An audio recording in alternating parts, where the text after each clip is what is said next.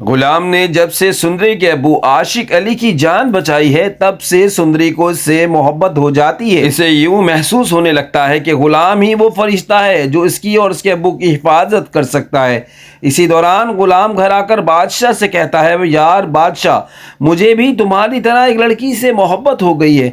मोहब्बत भी बड़ी अजीब चीज़ होती है, ना चैन लेने देती है और ना ही सुकून। बस हर वक्त इसी का चेहरा आंखों के सामने रहता है। गुलाम की बात सुनकर बादशाह बहुत खुश हो जाता है, मगर इसे ज़रा भी अंदाज़ा नहीं होता कि गुलाम जिस लड़की की बात कर रहा है वो दरअसल इसकी अपनी सुंदरी है। इसके बाद गुलाम अपनी खुशी अपनी अम्मी के साथ बांटने के लिए घर जाता है। जब वो अपनी अम्मी के सामने कुछ बताता है तो वो एक पुरानी हकीकत बता देती हैं। वो कहती हैं, बेटा, जिस सुंदरी की तुम बात कर रहे हो वो कोई गैर नहीं बल्कि तुम्हारी फुप्पी की बेटी है। ये सुनकर गुलाम हैरान रह जाता है। फिर गुलाम सुंदरी को सारी हकीकत बता देता है। वो कहता है, तुम्हें मालूम है तुम्हारी अम्मी ने ज़बरदस्ती तुम्हारे अब्बू से तलाक के कागजात पर दस्तखत करवाए थे और तुम्हें यह कह दिया था कि वो तुम्हें छोड़कर जा चुके हैं। तुम्हारी अम्मी आज तक इन्हें भला नहीं पाई हैं। यह हकीकत जानकर सुंदरी के तो होश उड़ जाते हैं। इसे यकीन ही नहीं आता कि इसके साथ इतना बड़ा धोखा हुआ है। वो रोते हुए अपने अब्बू आशिक अली को सारी बात बताती है। आशिक अली शर्मिंदगी से कहते हैं, बेटा, मुझे माफ़ कर दो। उस वक्त मैं मजबूर था, जहांदाज ने मुझसे मजबूर कर दिया था, वरना मैं ऐसा कभी नहीं करता। दूसरी तरफ बादशाह का जुनून सुंदरी के लिए बढ़ता ही जा रहा होता है। वो सुंदरी के नए घर का पता लगवा लेता है और अगले दिन इसकी अम्मी के पायल देने के बहाने इसके घर पहुंच जाता है। जब सुंदरी दरवाज़ा खोलती है तो सामने बादशाह को देखकर हैरान रह जाती है। बादशाह की आंखों में सुंदरी के लिए दीवानगी साफ नज़र आ रही होती है। घर वापस आकर बादशाह अपनी अम्मी साहब जान से कहता है, मैं सुंदरी से ही शादी करूँगा। मगर साहब जान इनकार कर देती हैं। वो कहती हैं, तुम्हारी शादी मेरे भाई की बेटी से तय होगी, किसी मामूली लड़की से नहीं। लेकिन आखिरकार बादशाह की जिद के आगे वो मजबूर हो जाती हैं और सुंदरी के घर रिश्ता लेकर पहुंच जाती हैं। वहां सुंदरी सबको खामोश कर देती है।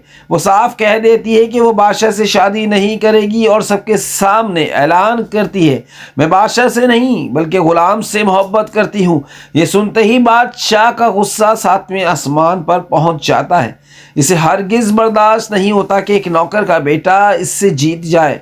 अगले दिन आशिक अली गुलाम को बुलाकर कहते हैं, बेटा, तुम मेरी बेटी से शादी कर लो। ये बादशाह बहुत ख़तरनाक आदमी है, वो हमें ज़िंदा नहीं छोड़ेगा। अगर तुम सुंदरी का हाथ थाम लोगे तो वो महफूज हो जाएगी।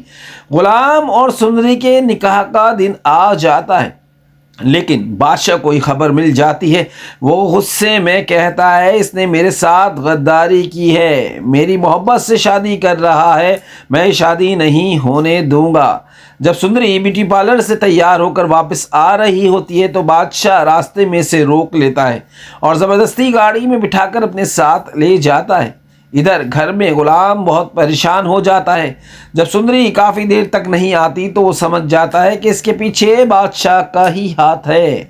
वो सीधा बादशाह की हवेली पहुंचता है और गुस्से में बादशाह का गिरेबान पकड़कर धाड़ता है, मेरी सुंदरी कहाँ है? बादशाह हंस पड़ता है और अपने आदमियों से कहता है, इसकी इतनी पिटाई करो कि दोबारा खड़ा ना हो सके। मगर गुलाम हार नहीं मानता। वो अपनी गन निकालता है और सबको ढेर कर देता है।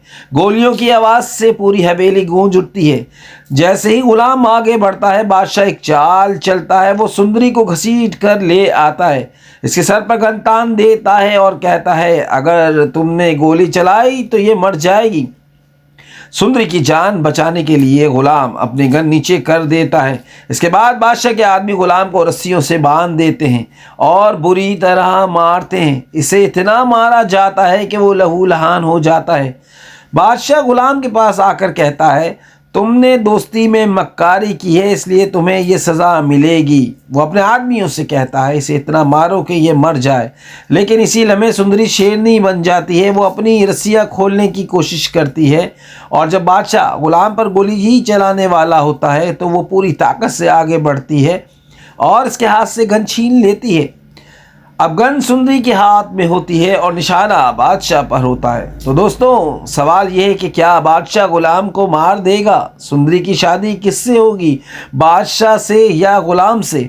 अपनी राय कमेंट सेक्शन में ज़रूर बताएं और चैनल को लाइक और शेयर करना नहीं भूलिएगा।